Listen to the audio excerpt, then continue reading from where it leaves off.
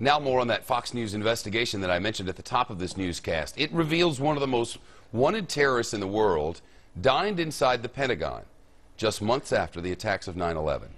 Anwar al-Awlaki is the first American citizen on the CIA's kill or capture list. First American citizen.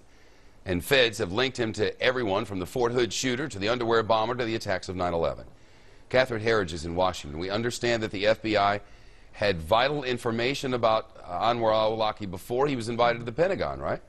Well, that's right, Shepard. There was clearly a breakdown in the vetting process at the Pentagon. These FBI documents obtained exclusively by Fox's investigative team show that less than 6 months after the 9/11 attacks, the American cleric Anwar al-Awlaki, who was tied to 3 of the 5 hijackers on Flight 77 that struck the Pentagon, dined with military personnel after a Defense Department employee vetted the cleric. The documents state, after her vetting, Awlaki was invited to and attended a luncheon at the Pentagon and the Secretary of the Army's Office of Government Counsel.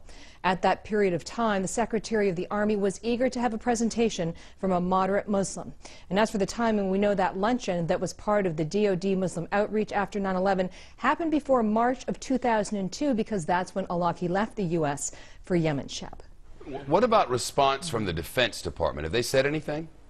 Well, we've had 5 conversations with Army Public Affairs over a 1-week period, and we asked specifically how Awlaki was vetted, who was at the lunch, were there pictures of the lunch, and initially the only response we got was, how did you know about this? Separately, I spoke to Tommy White, the Secretary of the Army in 2001. You'll see him here with then Secretary Donald Rumsfeld, and he told me he did not remember meeting Awlaki. He said, quote, I don't have any recollection of the luncheon or any contact with Awlaki. I would not necessarily be there.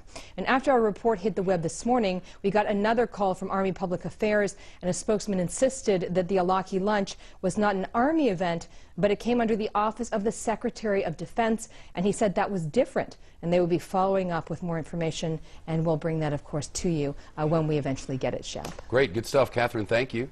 You're welcome.